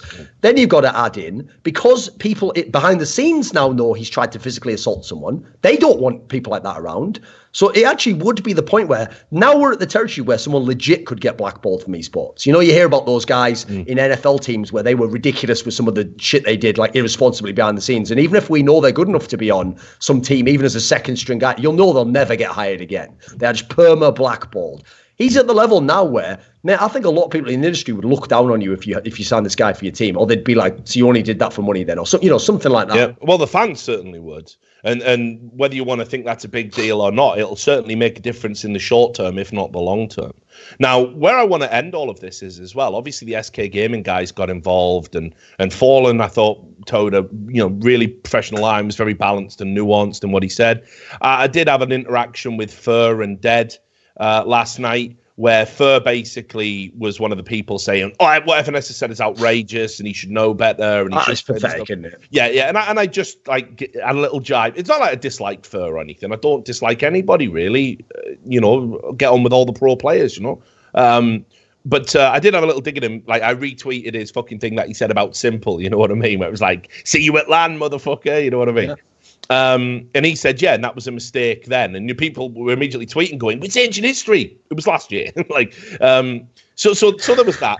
And then he said that, as far as he was concerned, what FNS said wasn't a joke. And I tried to explain to Fur that when you tweet that stuff out, you are basically saying, hey, everybody that is attacking FNS, he's actually a valid target, and one of your Brazilian icons agrees with you, And that is very dangerous. I'm not saying Fur is responsible for the actions of other people. I wouldn't want to be held to that standard. It's an impossible standard to live by. But you've got to know what's going to happen when you tweet stuff like that. FNS was getting absolutely wrecked on social media. He issued an apology that people doubled down. He had hundreds of death threats. It's on across all of his social media accounts. And I said this, we are now at a point where we've got to start thinking about how we approach the Brazilian situation. Like, put it this way, I know you'd never go to a Brazilian event because you've been threatened. I'd never go to a Brazilian event because I've been threatened. When there was a Brazilian event, Hiko had to have bodyguards because of what happened before. FNS has now been told, do not come to Brazil. So he will, at the very least, have to have bodyguards. Rio has been told, do not come to Brazil, by multiple fans. He will, at the very least, have to have bodyguards. And what we've got to start doing is, put it this way, I'm on the record now. I am not going to go to a Brazilian event. I will not do it. I will not work a Brazilian event. By the way, if I was an owner of a team, I wouldn't send my players. Yeah, and this is the thing. Now, how could I in good conscience, you know? The idea that anybody, right, because if you try and spin this that I'm against fucking Brazil, that would be retarded, because you can go back and you can find me saying the great new frontier for esports is going to be South America. Brazil's always had the infrastructure. It's just that it's been run by crooks and villains and people who don't pay money on time and scumbags, and we're moving away from that. ESL are putting great events out there, successful events. The fans create a great atmosphere, you know, because like I say, 90%, 99% are overwhelmingly positive. But the reality is, I wouldn't send my team to Brazil if they've been threatened.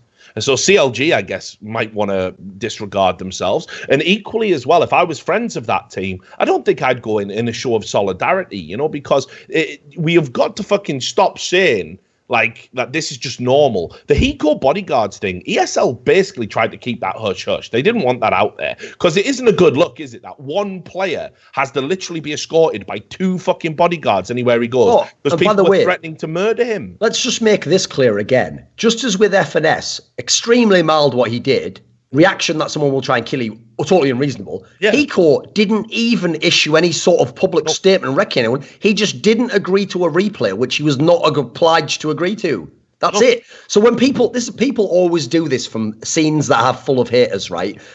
So people will say, well, of course people send you death threats, Dorian. You have incited them, right? What did Hiko do to incite you? Again, you know why he did something to incite you? Because nobody is allowed to say anything you do not like. Otherwise, they deserve go to 100 level response. That's what's unreal. That's how you know the person's unreal, because they're the control example, right? I would obviously be the one where it's like, this is what happens when you get someone who is incendiary and then they do something. Yes. But here's the mad thing. The response is the same. That's why I'm saying this is the case. Someone like Hiko and FNS barely did anything. They get exactly the same response I get if I tweet now, fuck Brazil, I don't care who you are, come at me. They get the same response, mate. There's no tempering of it, you know. And look, and I've got to say again, it's a minority of fans, but and I hear the same thing over and over again. These are just 10-year-olds. Don't take them seriously. That's all well and good. But if a player actually got hurt at an event, like how the fuck would any of us reconcile it and say, well, we didn't see that coming?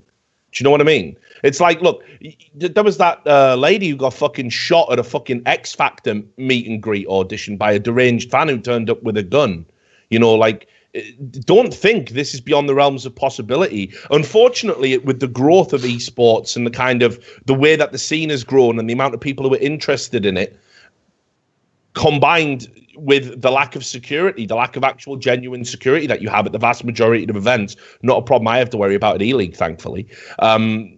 These people, you know, how long? I think it's inevitable someone is going to get hurt or attacked or something weird is going to happen with a fan. We saw it in the FGC at an Evo where one guy literally just got up out of the fucking crowd on stage, walked on stage and like squared up to a fucking guy who just won a tournament. Like, you know, it is a matter of time if we do not take control of the situation. I'm not saying it will be Brazil. I'm not singling out Brazil, but wait, I've got a point to say on that though. Yeah. Right. Okay. Here's a point I want to make very quickly.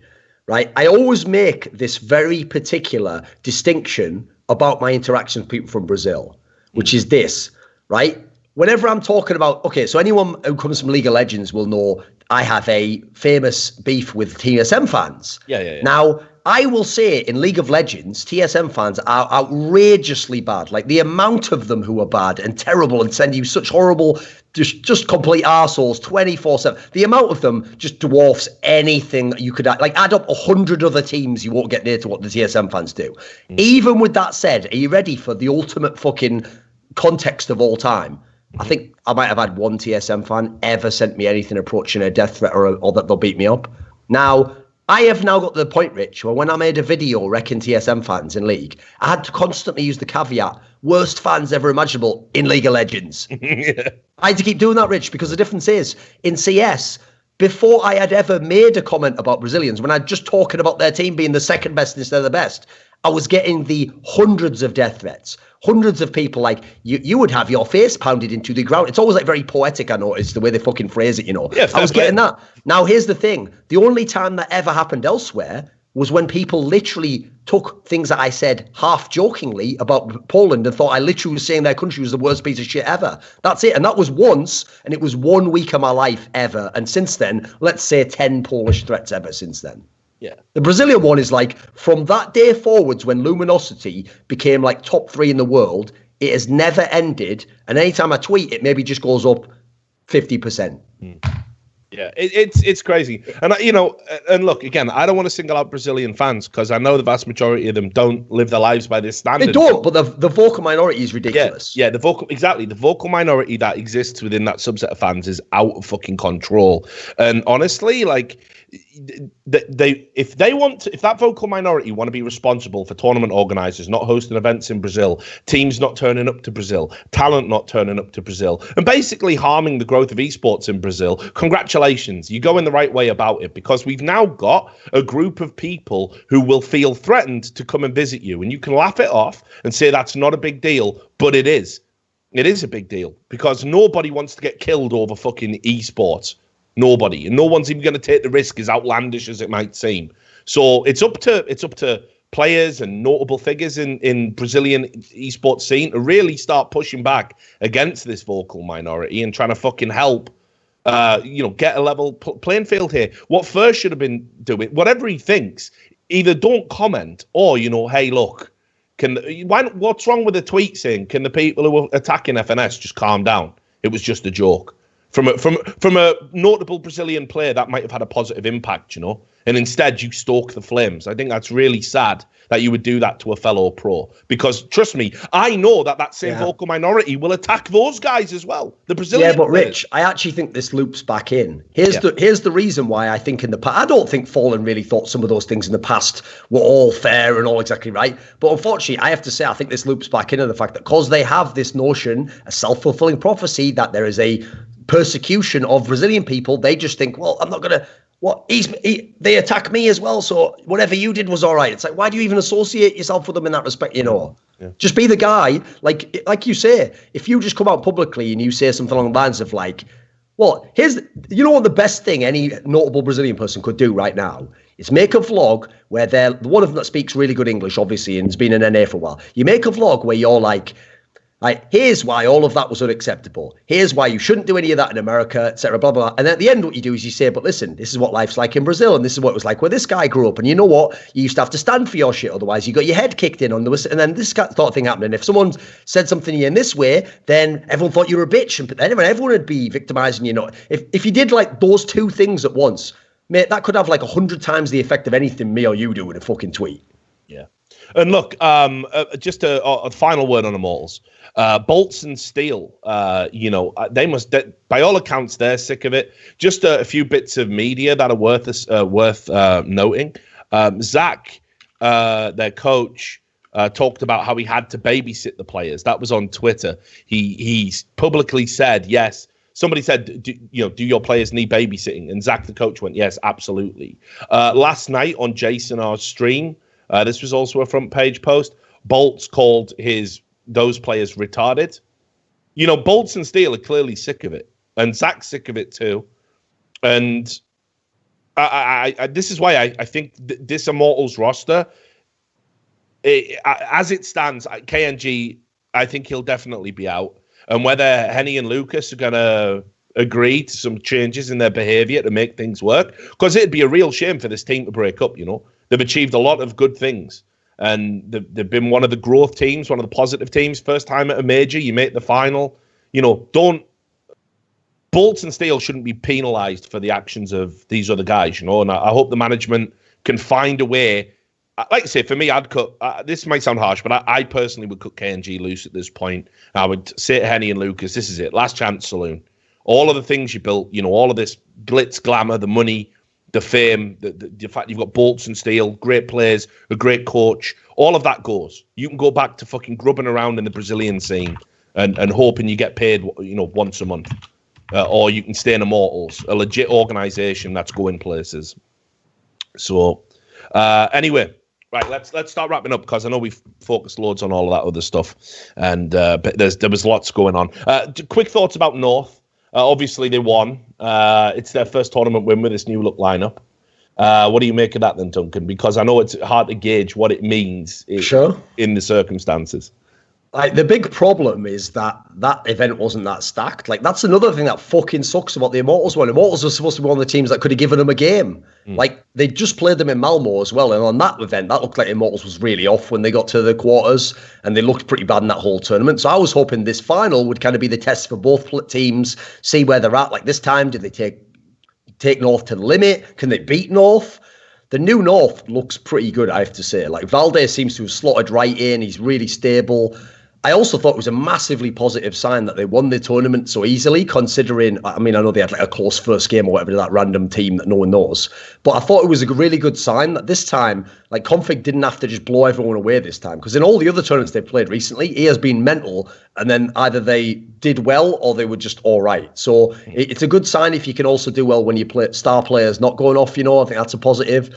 In general, they look like a team that's starting to show that potential that everyone thought they had for the 6 or 7 months, So let's see them at the next big tournament. I mean, they're going to be E-League, obviously. They're in Group B, aren't they? The one with like Mouse Sports and that. I'm not certain, but they're not in that harder group. So I feel like they could get out there. They now look pretty legit to me. I kind of feel like they're really making forward steps, but again, it's kind of hard to gauge where their ceiling is.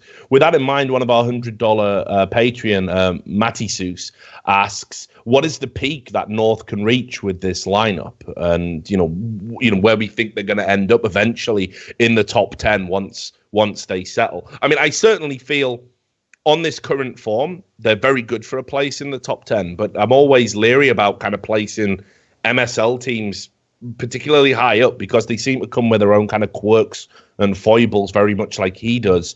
And it's a phenomenally talented roster, no doubt about it. And Valde's been a great addition. They're not a team I could ever picture being number one, honestly, even in the current landscape. So I don't know, like they feel like a solid top 5 potential, I guess. I think they can really do it. That's the thing I like about Valdez. Like, what I see from his game, it isn't just like, it's not like he just frags everyone. It looks like it's really consistent. It's a style of play that I think fits the team really well. And so you add that to the fact Config just gets it done pretty much every event at the moment. Like, I think he's legit become a true star. It's funny, out of him and Magus, we used to argue, who's going to make... He's way better than he even was back then. Magus got a lot worse than he was. The Config got a lot better. So I feel like those two factors... And then purely is good elements of an in-game leader as an MSL. He can do a lot for the team, obviously. Yeah, I agree. He brings some certain quirks, which, by the way, a lot of in-game leaders obviously do. Happy exist. Sure. We know them all. I would say, like, best case scenario, they could go as far as being one of those teams that's like in the final every time. That's really like competes for the major. Now, yeah. When you say number one, I also think a way of thinking about it is, put it this way, not only could they win an event, but could they be the team that wins, the 3 out of the 4 events, or it's like really, they're like one tournament from taking the top spot from whoever's number one. That still feels like that's a reach away. I'd need to see a lot more before I'm going to put my money down that. But right now, I feel like this is the most solid lineup I think they've had. Like, I actually think it's even more solid than the Epicenter winning team last year. Yeah, sure. Because even that looked a bit more, it was very good, but it was so young in some of their careers that in a sense, you wouldn't have been wrong to get a bet against them, in as much as it's like, what? So both this Config and Magus guy are both just amazingly good, are they? The odds that one of them wouldn't make it are pretty good. Yeah, absolutely. And, like I say, I think they've definitely got that potential there. I don't know where the ceiling's going to be, but I just know enough about the players. We've got that inconsistency creeping in on 1 or 2 on the roster. So, yeah, I don't think I could ever see them going as far as maybe you do, but I think they'll definitely have that room. They're going to be like where Astralis were before Glaive, I feel like, consistent like semi-finals, quarterfinals, and it's going to be like teams that eventually go on to win the tournaments, G2s, who I feel they've got to be due a run soon, and SK Gaming won't stay in second place for much longer, mitigating circumstances about what happened in Mykonos. So, yeah, I feel there's a good chance they could become the number 1 Danish team. I still predict the drop off from Astralis at some point. So I'm going to say that. But yeah, that's my thoughts on it. So I hope that answers your question. Let's talk about Mykonos. Obviously, you went out there. Your tweets were straight fire, of course, about that. I particularly like the one where you were in the helicopter, tweeting yourself saying "fuck your life" to all your fans. That was good. Do you like that one? I meant it quite sincerely as well. Yeah, no, I know you did. You're mad narcissist. Here's the thing, I'm not even lying. The whole time I was in that helicopter, I was just going, Don't die in a helicopter with the lupus and red eye. Don't die in a helicopter with lupus and red eye. No one wants to go out that way. Come on. Yeah, no. So yeah, the thing is, you wouldn't have got me up in one of them fucking things all the time. They go down all the time. They go down all the time.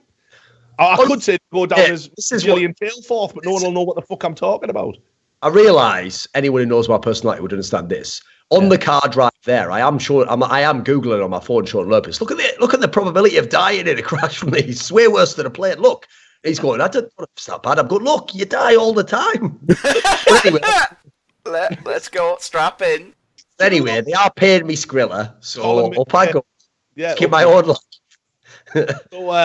So anyway, like the event looked pretty sick. The event looked really good from a partying perspective. A few technical wobbles on day one, but I just thought you might want to give some impression about, because when they said Mykonos, I'm not going to lie, I was like, when are people going to fucking learn? There's some places you do not do esports, and certainly I kind of felt like a Greek island was one of them, you know, but it actually seemed to work out from an outsider perspective.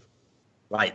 The main problem I have is this. Mm-hmm. In a sense, they preempted all problems in a genius way, because one of the ways they got people to come to the tournament is because it was on a Greek island. It was right after the player break. They even kept telling people, we will even treat this as though it's like half fun, half CS. They did interviews on all day one that was like, so you guys just kind of partying, you know, you don't have to necessarily be practicing much, you know. Some of the pros would put on, you know, the brave face, nah, I'm pretty practicing, we've tried hard and all that. But that's very clever, right? Because in a way, since you've made it feel fun, it doesn't matter if there's sort of some tech problems.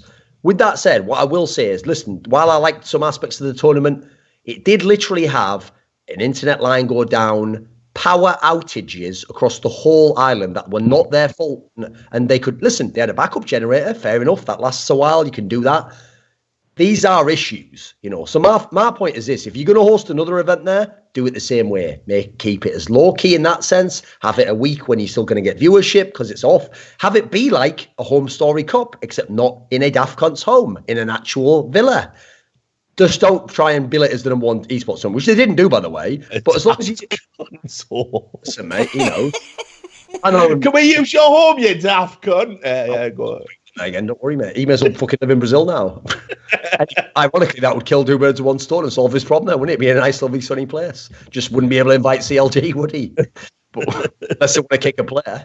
So what I would say is this: as long as you view it as a side fun event, cool, do it. I think it's even a good gimmick. Like they were saying, they might put the next one in some place. I mean, they did say, right, Red Eye said it on stream, so I can reveal it. He goes, where will it be? He goes, Jamaica, Cape Town. And I'm just going, is there a third option, please?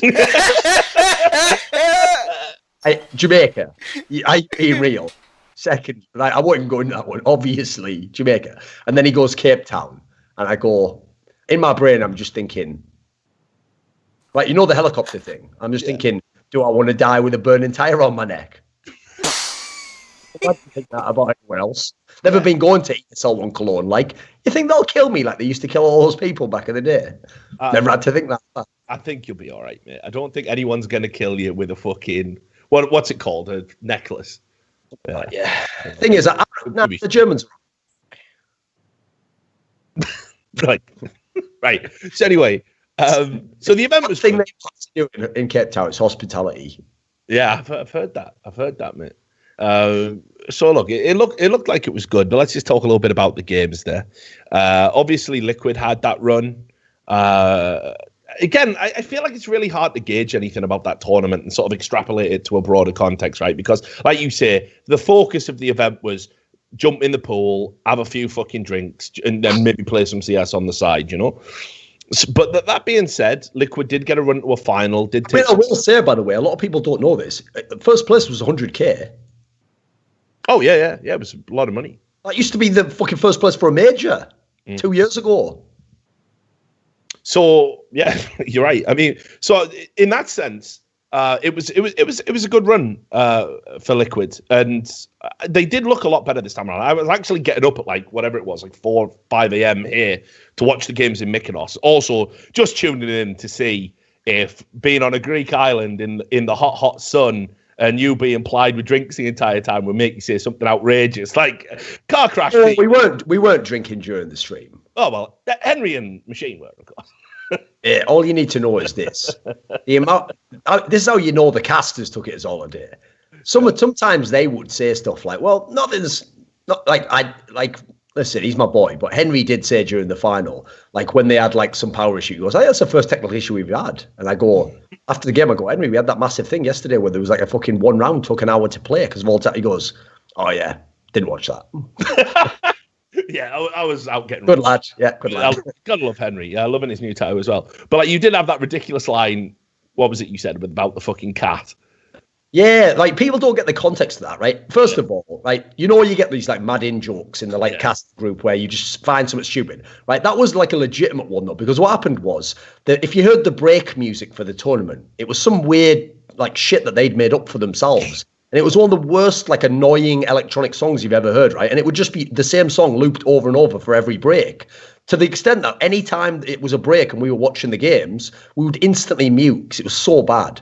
So as a result, right, just to be an idiot, that would be the punchline of every joke, it would always end with like, whatever the song was, right? So what's bizarre is, because I was doing that to annoy Lurpus when we were coming into the broadcast, somehow me doing that started attracting this cat. It thought I was like singing to it or something. And this cat wanders up and I notice it. I think, well, I'm not going to let a cat just rattle me. So I keep singing the song. He wanders up, he comes in like diagonally like they do to check shit out. And then when I'm singing it, right, I think, fuck, it's working. So I put my hand out, tickling like this, and it comes right up to me, and it's like being all like coy and like rubbing against me. So what I think is, because we're literally going live on the broadcast in 10 seconds, I think, right, I do what you do, where on the spur of the moment you think, how can I use this, right? And what I was going to do was, I'm going to put him on my lap, and I'd say to Red Eye, cue me in, and I'm going to do, the old classic, like, you expect Dr. Evil.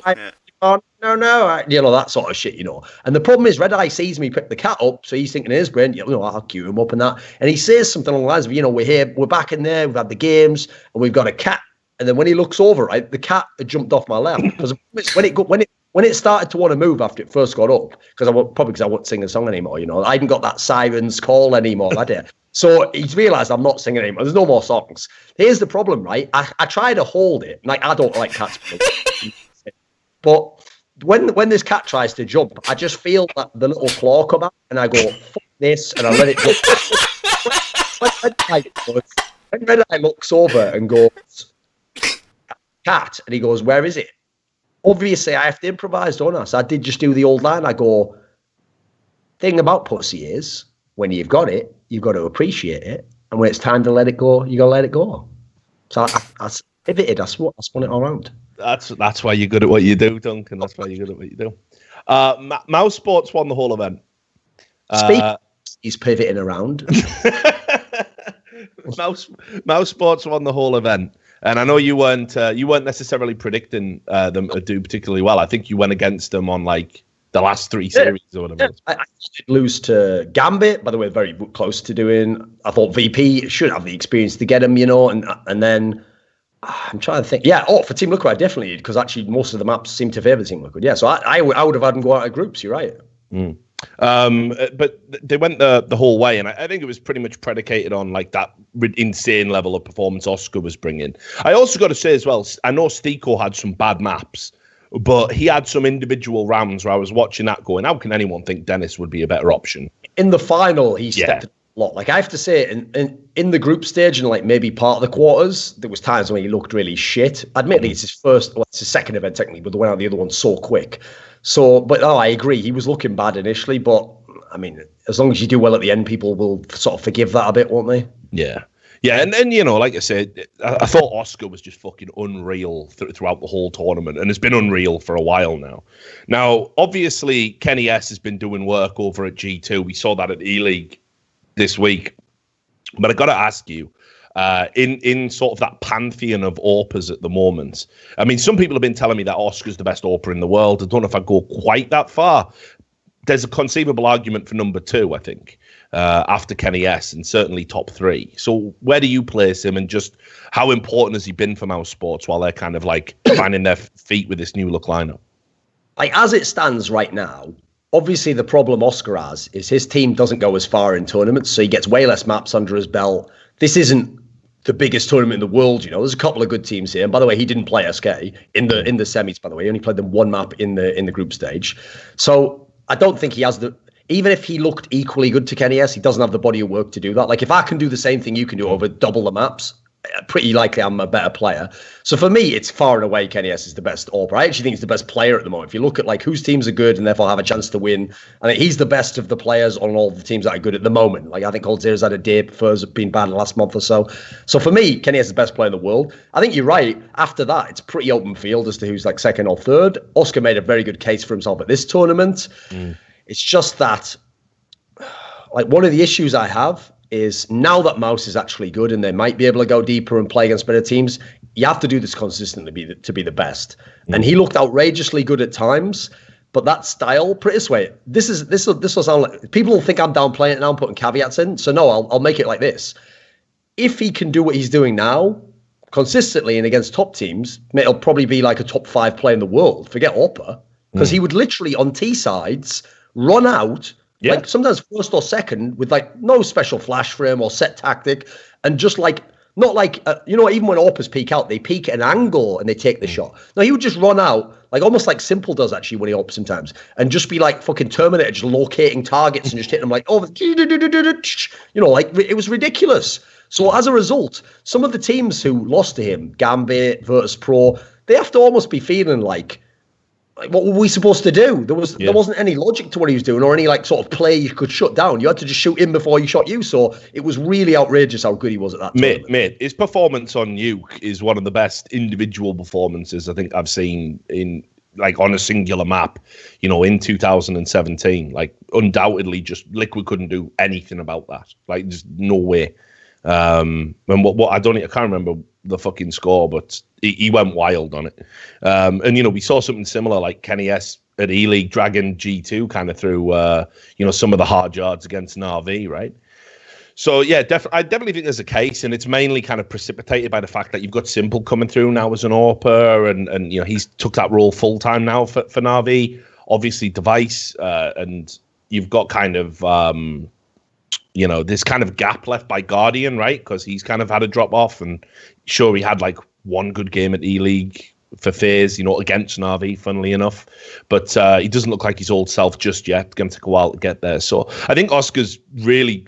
what's mad about this is that Mouse Sports didn't want Oscar. I mean, like, people seem to have forgotten this, he was out, put into the contract gulag back in the Nico era, and that's what saved him, right? It's one of the few times that contract shit saved you, because he was on the shelf and they were like, wait a minute, we need a player.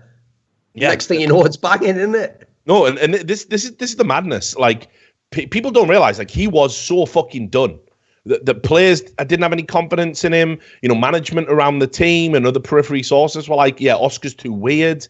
Like, people just didn't, you saw what happened at that Gfinity where he just fucking collapsed and they were arguing, didn't even want to AWP in that game, was refusing to pick it up.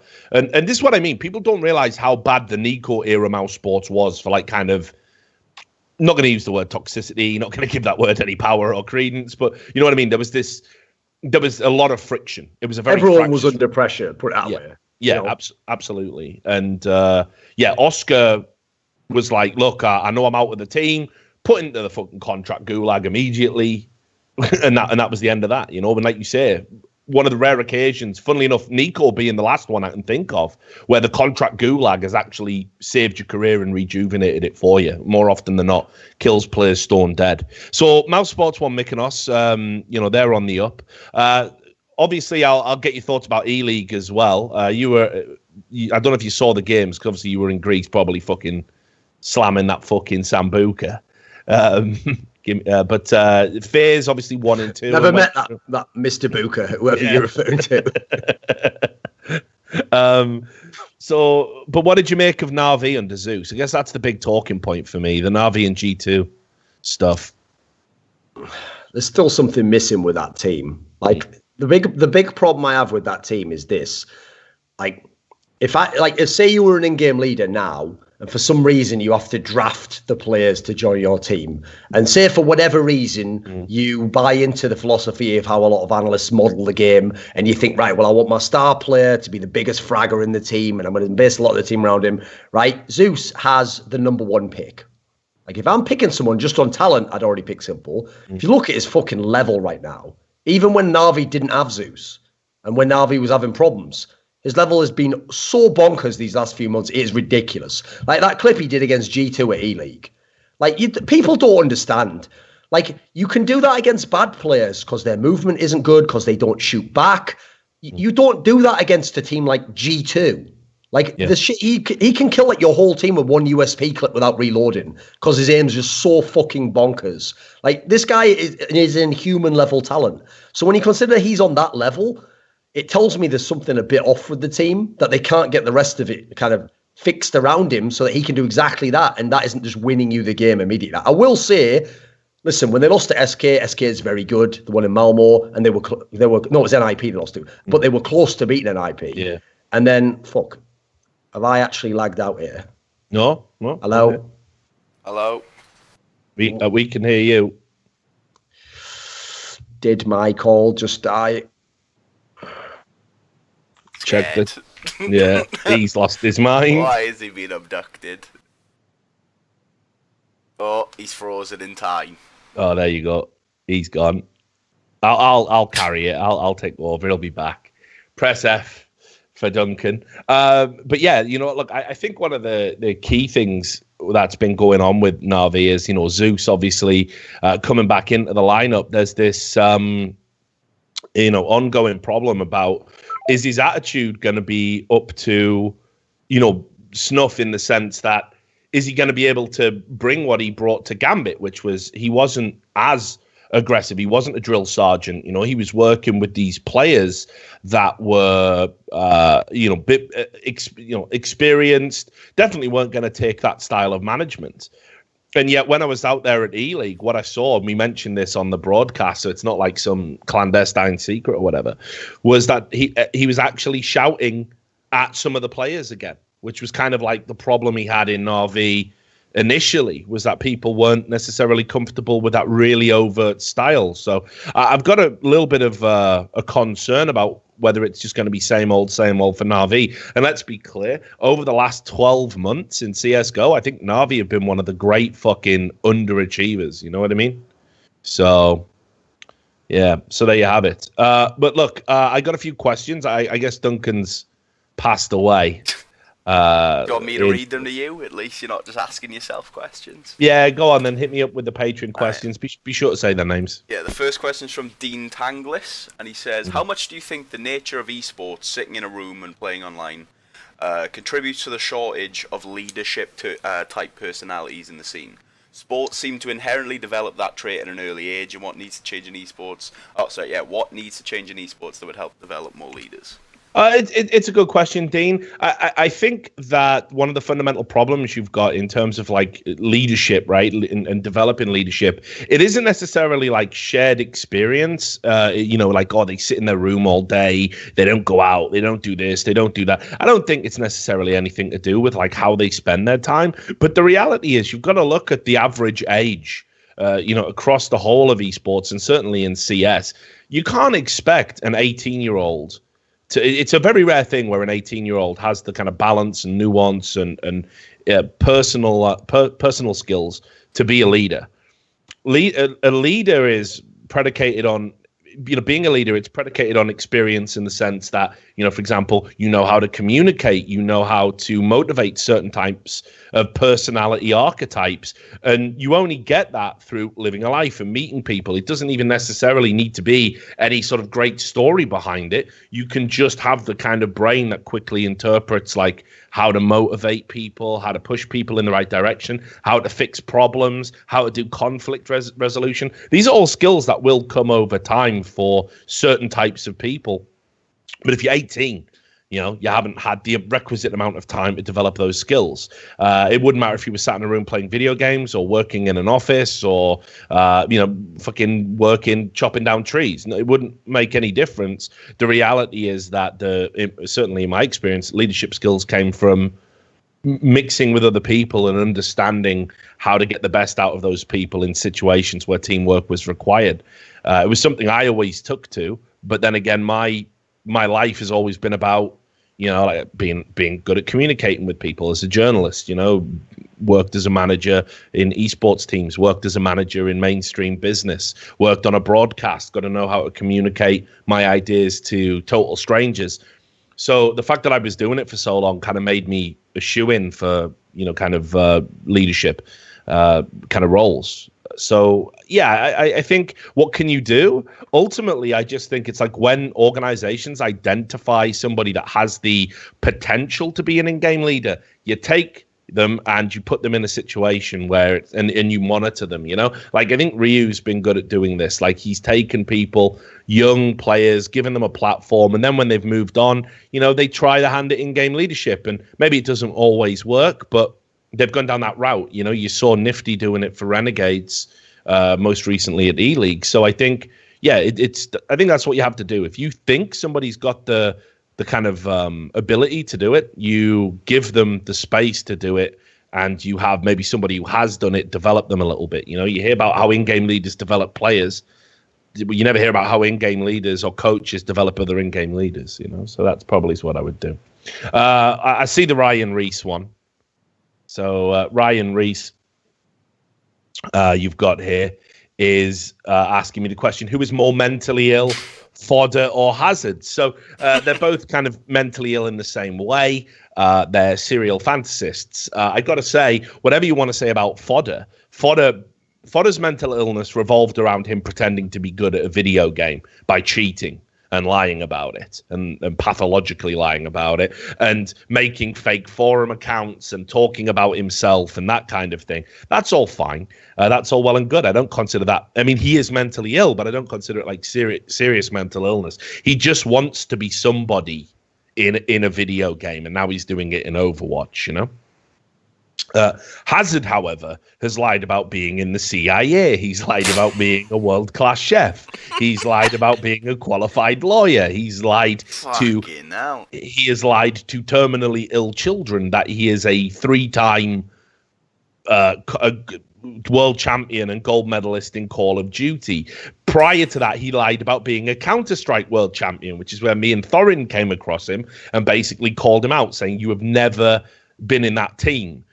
He was never in Clan Capital, which we've had confirmed from Fatality. There's another player in the comments section on the YouTube video saying, I was in that team. His name checks out if you go back in the Wayback Machine.